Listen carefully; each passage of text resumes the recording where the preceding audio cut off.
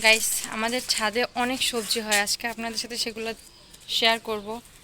দেখছো তো অনেক পুঁই শাক হয়েছে আমাদের এই গাছে, অনেকগুলা পুঁই শাক হয়েছে। দেন এখানে একটা মেহেদি গাছ আছে। মেহেদি গাছের পাতা আমি নিয়ে যাব না, বাট এখানে কি জানি লতা হয়েছে। যাই হোক, ওয়াও, এটা কি পাতা চিনোস?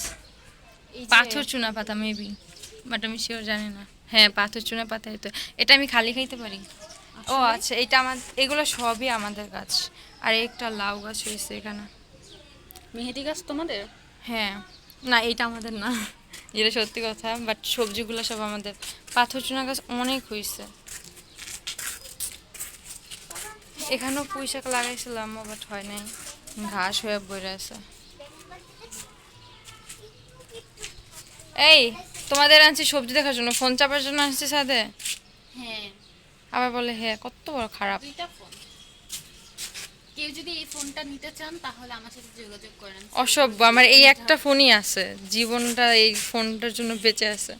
তাও আবার এখানে দেখে যে আইফোনের মতন এখানে স্পট পড়ছে ফোনের মধ্যে। বেশি না, 100-200 টাকা। তোমার ড্রেসটা অনেক সুন্দর, তোমার ড্রেসটা কোনথা থেকে নিয়েছো? আমি 10 নাম্বার থেকে নিয়েছি। ড্রেসটা অনেক সুন্দর।